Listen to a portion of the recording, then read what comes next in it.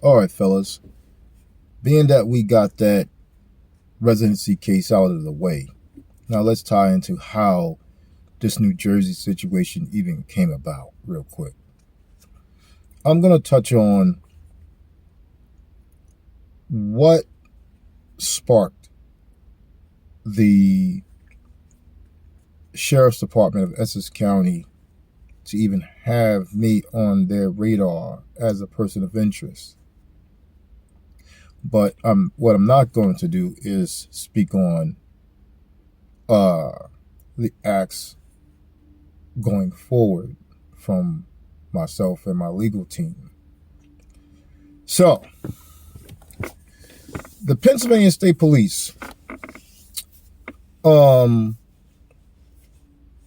see, August 12th of 2019, was forced to release my cruiser and my firearms, as well as other insignia that identified the word police. Okay? The corporal was the one that was forced to bring my vehicle out to me. The corporal, I'm not throwing his name out there. I'm not throwing these guys' name out there. I mean, it's in the records, so you guys can research who it was that I was dealing with. But the corporal that took the vehicle was told to drive it back out to me. I don't know who did it, but they told him to do it. I'm pretty sure it was against his will. I don't think that he was just feeling sorry about what he did. Now, they launched an investigation, a malicious investigation at that. Why is it malicious? Because they testified on the stand in my residency case that they didn't have an investigation open on me. But from that day, they started following me. From the day they released my vehicle, they started following me around everywhere.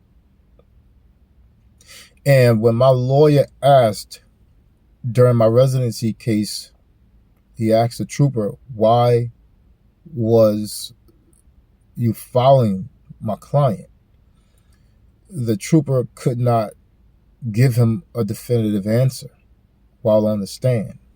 And the judge basically was out to save the trooper, from looking like a fool answering these questions going forward. Now, when I got detained by the Sheriff's Department of Essex County, New Jersey, the Sheriff's Department told me while I was in their holding cell that the troopers told them that they arrested me for impersonating as well. Once I got told that, I knew that not just the Pennsylvania State Police was behind my arrest, but I knew what barracks. Okay? Philadelphia barracks. And it was, because they testified in my residency case that, they were the ones following me around. I mean, my attorney asked the trooper on the stand, why didn't they pass the case up to the barracks in Lehigh County? Why were you following my client around in coming out of your jurisdiction? Out of the Philadelphia barracks. And I think the trooper said something to the effect of, because he was the one familiar with the case. This trooper personalized the situation. The whole barracks personalized the situation and started following me around everywhere. Following me when I would go visit my family, following me when I would go do whatever I was doing, whatever I wanted to do. They were following me around everywhere. So they found out where I was paying my child support and put a battery in the back of the Essex County Sheriff's Department. Okay, telling them half a truth. What did they tell him? They said we arrested him for impersonating as well. So I guess they told him that this guy was impersonating in Pennsylvania, and we arrested him for impersonating. But what they failed to tell them purposefully was that they lost their cases. So what would happen in doing that? What could only happen in doing that? Why would they hold back the information of me winning the cases against them? Why do you guys think? It's a no-brainer. You don't have to think long. You don't have to think deep into it. You know, see, the sheriffs bit the apple, the rotten apple that the state police gave them. Okay. Now you got guys in the agency that will say that will want that maliciously come after me saying, you know, you made the constable's office look bad in Jersey. How? When all this corruption is going on, I didn't make the constable's office look bad. You guys make the constable's office look bad when you don't stand behind me, knowing that the whole agency is on the line when it comes down to this case. You don't want to stand behind me because you got a bias against Wiggs. You know, and you know, when they say the constable's office is their own worst enemy, in my cases, it played out because the majority of the constable's office didn't glorify or celebrate when we won Philadelphia against the troopers. You guys were upset. You guys wanted to see me go to jail for those crimes, which weren't crimes at all. You wanted to see me go to jail for those wrongful charges. And then you glorify the charge in New Jersey by saying, I make the agency look bad. That's what you're doing. You're glorifying them. Because the reality is, the whole premise around what happened to me is based on the idea of the constable being law enforcement in Pennsylvania. New Jersey maliciously found me guilty. Now, the part where they said that I pled guilty, I'm going to be honest with you guys. I was in bed with the enemy. My last attorney, prior to the legal team that I have now, did not properly inform me with what was going on. You know, he was a former district attorney of the county we were fighting. So he wanted to save his relationships. So he put me up to the idea of pleading guilty to impersonating. And I did not know that I pled guilty to impersonating. I found that out recently, that I did not know I pled guilty to impersonating. And get this, I was not given any type of punishment for it. Why? Because they really wanted the gun. They wanted to really make me look bad for the gun. You know, so right now, the Pennsylvania State Police, the premise around them, you know, and their involvement was to simply put a battery in the back of this agency and tell them half the truth to get me arrested, simply because they were upset that they lost against me in Philadelphia. You know, so that's what got me arrested. And then once the district attorney in Essex County found out that they were wrong, they wanted to double down because they were in a pinch. And The judge gave me an opportunity to fight back by giving me a conditional plea. Now, you guys, you can read about what a conditional plea is. I admitted to carrying a gun into New Jersey. The conditional plea is, I get to come back to court on appeal and fight the case, proving that I had all the right to carry my firearm into New Jersey. I have more than enough law enforcement backup in New Jersey,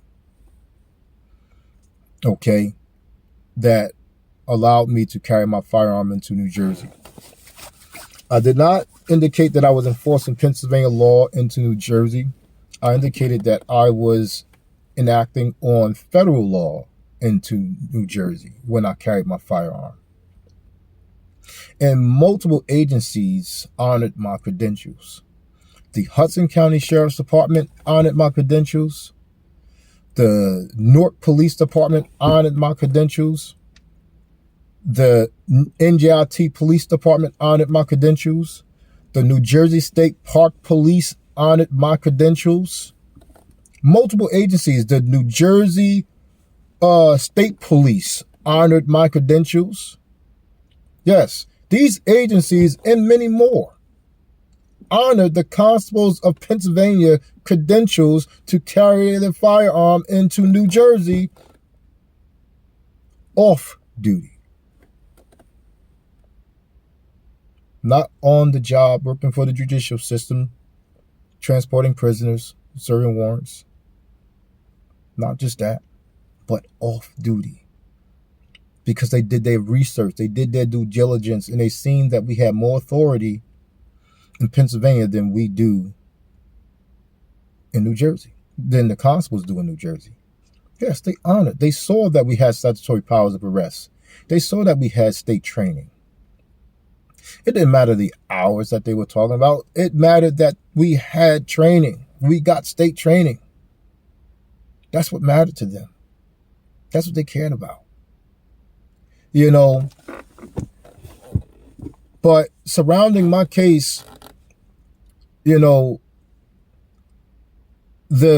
judge took two cases and misused them. They took Act 147 and Commonwealth versus Roos.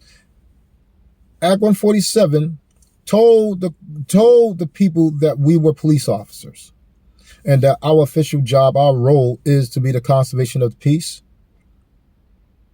And it stated that it's our business to arrest those who violate the peace. That right, that job role aligns with the municipal police department.